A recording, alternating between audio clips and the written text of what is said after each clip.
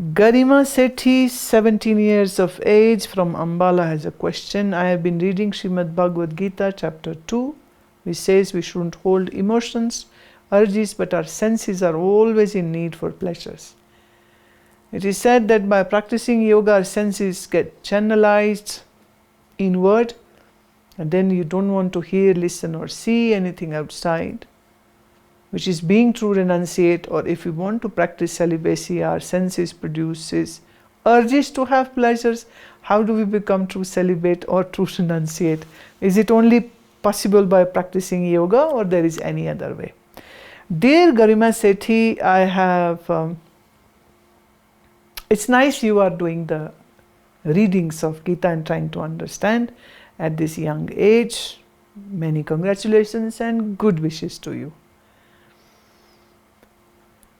That is for true that our senses are always looking for some indulgence. And our mind is always seeking pleasure from those objects in which the senses wish to indulge. And it's an unending cycle which is going on and on and on and on. And you like to eat something, you get it after a lot of difficulty. You eat, you enjoy. And then say, now I am done. I am done. And if somebody says, oh, take one more rasgulla. Oh, absolutely not. You loved it, but now you say, I don't want it. But maybe after 2-3 days or a week or a month, again you want that rasgulla. Again you say, oh, I'm done. But again you ask for that. So this is a cycle. It's a cycle which is going on and on and on and on. So the senses in a way have their own mind, and mind has no senses. And that's the two things which you need to correct. And that is, we need to bring some mindfulness in your senses, and we have to bring some sense in your mind. These two equations, what I am saying, these two sentences, if you can understand that, that will help you to gain the control or the calm or the mechanisms of the mind, and your senses will be pretty in your own hands then. What drives you? Your desire, or just desire of the sense? Actually, senses have their own power. All those senses don't have mind to think. So actually the mind is the one which is making the sense choose or decide to get something or to indulge into something. And about what you have asked, the celibacy. Well, celibacy is not something which is, it's not suppression of your senses that leads you to celibacy. That actually I would call a false celibacy. And these false celibates in the society turn out to be sometimes the gadbad karne wale, the biggest gadbad karne wale. There is no need to force celibacy on yourself. Celibacy, the word in Sanskrit is brahmacharya, meaning your thinking, your acharan is in Brahma. Just imagine a mind which is contemplative of self, Brahma. A mind which is experiencing pure Ananda. Would this mind be stupid or mindless to seek the joy or the pleasures of the world? Worldly pleasures are just like lightning in the dark night. There it is, then it is gone.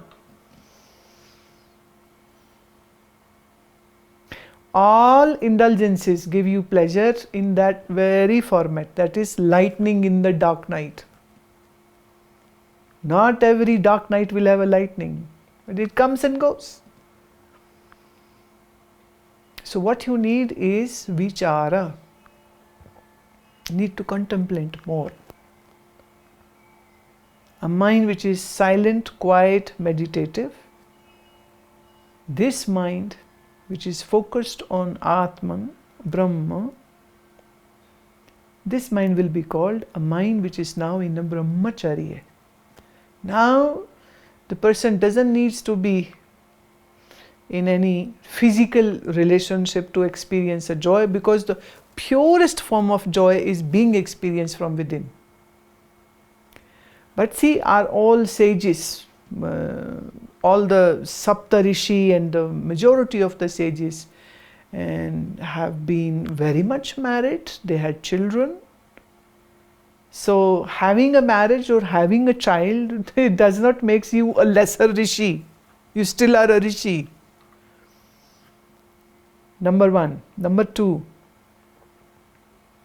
if a child is born out of, because some husband wife were indulging and accidentally, the pregnancies are happening. And see, the crop of children which we have, or the generation which we have around you, they are all, I would call, accidental births happening. I know it's little, subject is which is people are very shy of to talking, but just a few days ago I was talking to a 75-year-old lady and I said, did you plan to have a child, or child just happened to you? She said, just happened to me. She was very honest to say that. She said, we had no idea that there's some planning also involved in that. Ayurveda says there is a planning. Sri Krishna says that there's a yogic planning which a parent should do. Want to become a parent, they should, prepare themselves first, nicely, physically, mentally, spiritually. So the sense indulgences which are being done to gain pleasure for a person who is wise enough to understand where the real Ananda is, will not do this bargain of giving away the knowledge and the pure joy for sake of that lightening in the black night. Then again the pleasure is gone.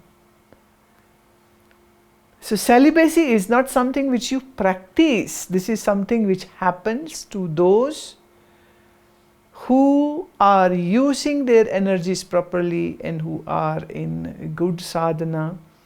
And in any case, let me say this again, if somebody wishes to get married, doesn't mean that now this person cannot meditate or will not have a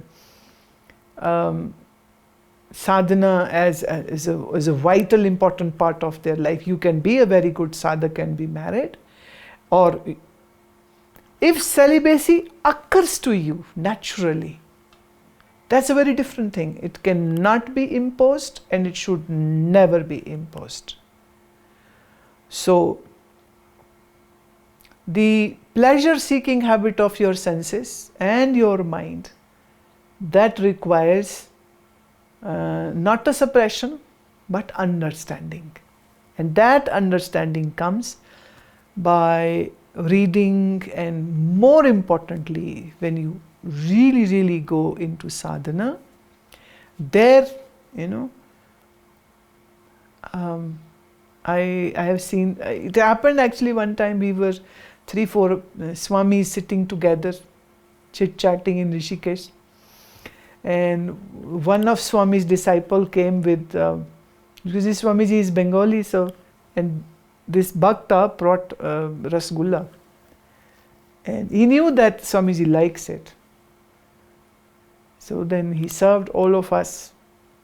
And this Bengali Swami friend was praising the Rasgulla so much, and he said, you have to eat at least 3. I said, but why? He said, in the first one, your mouth will have the introduction of what it is. And in the second, you will relish. And in the third, the real juices of ability to experience the joy from this rasa. He said, this rasa will be like a Brahma rasa. So you have to have at least 3.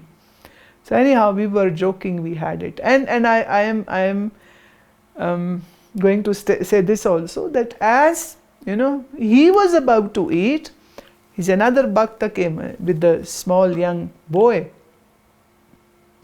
So Swamiji was just about to put that spoon with the rasgulla in his mouth, and that child comes in. And Swamiji just did a 180-degree turn of his hand and moved that spoon in that boy's mouth and you eat. And I was joking, Swamiji, your Brahma Rasa is gone. And he said, no problem, I am Brahma, so all rasas are in me. And that mouth is also my mouth. It's not a mouth of anybody else because there is nobody else than Brahma. So the Brahma is enjoying and I am enjoying, in a physically speaking. He said, no problem at all. So actually he never ate. And he gave it all to this and person and that person in name of prasad. Actually he fed them with his hands. Oh, okay, open your mouth. No spoons, but no problem, open your mouth. And just placing those rasgullas in the mouths of all those bhaktas who came in with their children. So, कहते थे भगवान को हम भोग लगा रहे हैं. लो भगवान आ गए हैं तो भगवान खाओ. I asked him, but you never had it. He said, I am eating. That's how the Swamis, live. Their life is so different and so beautiful. So very much, knows how to relish a rasgulla, but the Swami also knows how to give it away to somebody else. But with that same love, the way he would have fed his own body. That is what a stature of a Brahmagyani, of a Mahatma is, that they can see the unison and they know who the Brahma is, and the name and form doesn't hold any value at all. It's just what we say, mithya, illusion. It's just an illusion which is visible. Whatever is visible is actually not true.